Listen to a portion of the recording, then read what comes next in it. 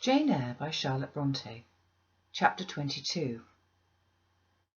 Mr Rochester had given me but 1 week's leave of absence, yet a month elapsed before I quitted Gateshead. I wished to leave immediately after the funeral, but Georgiana entreated me to stay till she could get off to London, whither she was now at last invited by her uncle Mr Gibson, who had come down to direct his sister's interment and settle the family affairs. Georgiana said she dreaded being left alone with Eliza. From her she got neither sympathy in her dejection, support in her fears, nor aid in her preparations. So I bore with her feeble-minded quailings and selfish lamentations as well as I could, and did my best in sewing for her and packing her dresses. It is true that while I worked she would idle, and I thought to myself, if you and I were destined to live always together, cousin, we would commence matters on a different footing. I should not settle tamely down into being the forbearing party. I should assign you your share of labour and compel you to accomplish it, or else it should be left undone. I should insist also on your keeping some of those drawling, half-insincere complaints hushed in your own breast. It is only because our connection happens to be very transitory, and comes at a peculiarly mournful season, that I consent thus to render it so patient and compliant on my part. At last I saw Georgiana off, but now it was Eliza's turn to request me to stay another week. Her plans required all her time and attention, she said. She was about to depart for some unknown bourne, and all day long she stayed in her own room, her door bolted within, filling trunks, emptying drawers, burning papers, and holding no communication with anyone. She wished me to look after the house, to see callers, and answer notes of condolence. One morning she told me I was at liberty, and, she added, I am obliged to you for your valuable services and discreet conduct. There is some difference between living with one such as you and with Georgiana. You perform your own part in life and burden no one. Tomorrow, she continued, I set out for the continent. I shall take up my abode in a religious house near Lisle, a nunnery you would call it. There I shall be quiet and unmolested. I shall devote myself for a time to the examination of the Roman Catholic dogmas, and to a careful study of the workings of their system. If I find it to be, as I half suspect it is, the one best calculated to ensure the doing of all things decently and in order, I shall embrace the tenets of Rome and probably take the veil. I neither expressed surprise at this resolution nor attempted to dissuade her from it. The vocation will fit you to a hair, I thought. Much good may it do to you. When we parted, she said, Good-bye, cousin Jane Eyre. I wish you well. You have some sense. I then returned, You are not without sense, cousin Eliza, but what you have, I suppose, in another year, will be walled up alive in a French convent. However, it is not my business, and so it suits you, I don't much care. You are in the right, said she, and with those words we each went our separate way. As I shall not have occasion to refer either to her or her sister again, I may as well mention here that Georgiana made an advantageous match with a wealthy, worn-out man of fashion, and that Eliza actually took the veil, and is at this day superior of the convent where she passed the period of her novitiate, and which she endowed with her fortune.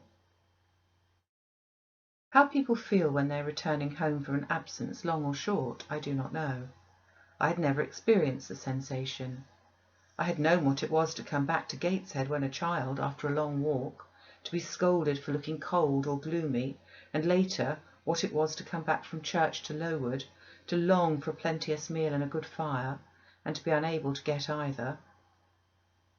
Neither of these returnings were very pleasant or desirable. No magnet drew me to a given point, increasing its strength of attraction the nearer I came.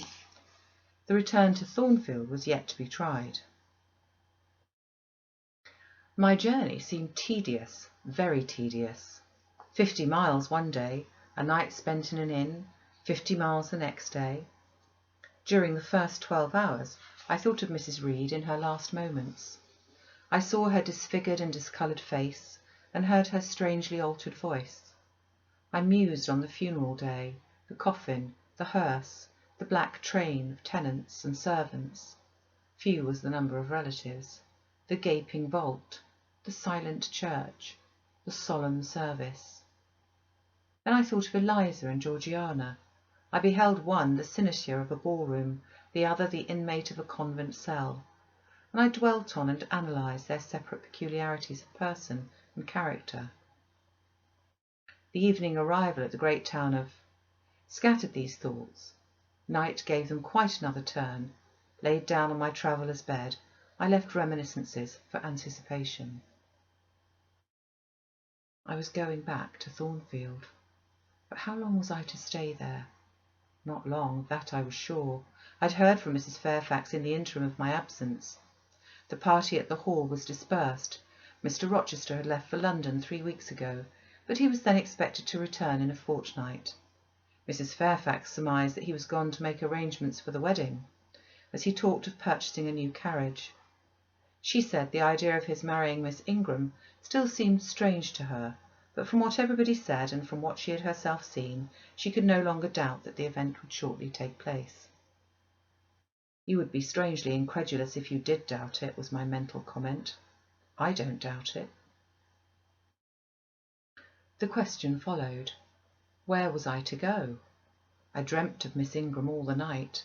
In a vivid morning dream I saw her closing the gates of Thornfield against me and pointing me out another road, and Mr. Rochester looked on with his arms folded, smiling sardonically, as it seemed, at both her and me. I had not notified to Mrs. Fairfax the exact day of my return, for I did not wish either car or carriage to meet me at Millcote. I proposed to walk the distance quietly by myself, and very quietly, after leaving my box in the ostler's care, did I slip away from the George Inn about 6 o'clock of a June evening, and take the old road to Thornfield, a road which lay chiefly through fields and was now little frequented. It was not a bright or splendid summer evening, though fair and soft.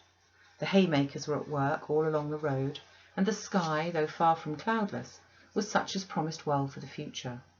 Its blue, where blue was visible, was mild and settled, and its cloud strata high and thin. The west, too, was warm. No watery gleam chilled it.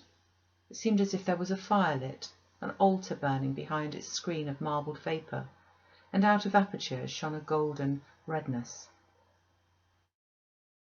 I felt glad as the road shortened before me, so glad that I stopped once to ask myself what joy meant, and to remind reason that it was not to my home I was going, or to a permanent resting place, or to a place where fond friends looked out for me and waited my arrival. "Mrs. Fairfax will smile you a calm welcome, to be sure," said I, "and little Adele will clap her hands and jump to see you, but you know very well you are thinking of another than they, and he is not thinking of you." But what is so headstrong as youth? What so blind as inexperience? These affirmed that it was pleasure enough to have the privilege of again looking on Mr. Rochester, whether he looked on me or not, and they added, "Hasten, hasten to be with him while you may, but a few more days or weeks at most, and you are parted with him forever." And then I strangled a newborn agony, a deformed thing which I could not persuade myself to own and rear, and ran on. They're making hay too in Thornfield meadows, or rather the labourers are just quitting their work and returning home with their rakes on their shoulders. Now, at the hour I arrive, I have but a field or two to traverse, and then I shall cross the road and reach the gates. How full the hedges are of roses! But I have no time to gather any. I want to be at the house. I passed a tall briar, shooting leafy and flowery branches across the path. I see the narrow stile with stone steps, and I see Mr. Rochester sitting there, a book and a pencil in his hand. He's writing. Well, he's not a ghost, yet every nerve I have is unstrung. For a moment I'm beyond my own mastery. What does it mean? I did not think I should tremble in this way when I saw him, or lose my voice, or the power of motion in his presence. I will go back as soon as I can stir. I need not make an absolute fool of myself. I know another way to the house. does not signify if I knew 20 ways, for he's seen me. "Hello!" he cries, and he puts up his book and his pencil. "There you are. Come on, if you please." I suppose I do come on, though in what fashion I know not, being scarcely cognizant of my movements and solicitous only to appear calm, and above all to control the working muscles of my face, which I feel rebel insolently against my will and struggle to express what I had resolved to conceal. But I have a veil. It is down. I make shift yet to behave with decent composure. "And this is Jane Eyre. Are you coming from Millcote and on foot? Yes, just one of your tricks, not to send for a carriage and come clattering over the street and road like a common mortal, but to steal into the vicinage of your home along with twilight, just as if you were a dream or a shade. What the deuce have you done with yourself this last month?" "I have been with my aunt, sir, who is dead." A true Janian reply. Good angels be my guard, she comes from the other world, from the abode of people who are dead, and tells me so when she meets me alone, here in the gloaming. If I dared, I'd touch you to see if you are substance or shadow, you elf, but I'd as soon offer to take hold of a blue ignis fatuus light in a march. Truant, truant, he added, when he had paused an instant. Absent from me a whole month, and forgetting me quite, I'll be sworn. I knew there would be pleasure in meeting my master again, even though broken by the fear that he was so soon to cease to be my master, and by the knowledge that I was nothing to him. But there was ever in Mr Rochester, so at least I thought, such a wealth of the power of communicating happiness, that to taste but of the crumbs he scattered, to stray and stranger birds like me, was to feast genially. His last words were balm. They seemed to imply that it imported something to him whether I forgot him or not. And he had spoken of Thornfield as my home. Would that it were my home! He did not leave the stile, and I hardly liked to ask to go by. I asked soon if he had not been to London. "Yes, I suppose you found that out by second sight." "Mrs Fairfax told me in a letter." "And did she inform you what I went to do?" "Oh yes, sir. Everybody knew your errand." "You must see the carriage, Jane, and tell me if you don't think it will suit Mrs Rochester exactly, and whether she won't look like Queen Boadicea leaning back against those purple cushions. I wish, Jane, I were a trifle better adapted to match with her externally. Tell me now, fairy as you are, can't you give me a charm or a philtre or something of that sort to make me a handsome man?" "It would be past the power of magic, sir, and in thought I added, a loving eye is all the charm needed. To such you are handsome enough, or rather, your sternness has a power beyond beauty." Mr Rochester had sometimes read my unspoken thoughts with an acumen to me incomprehensible. In the present instance he took no notice of my abrupt vocal response, but he smiled at me with a certain smile he had of his own, which he used but on rare occasions. He seemed to think it too good for common purposes.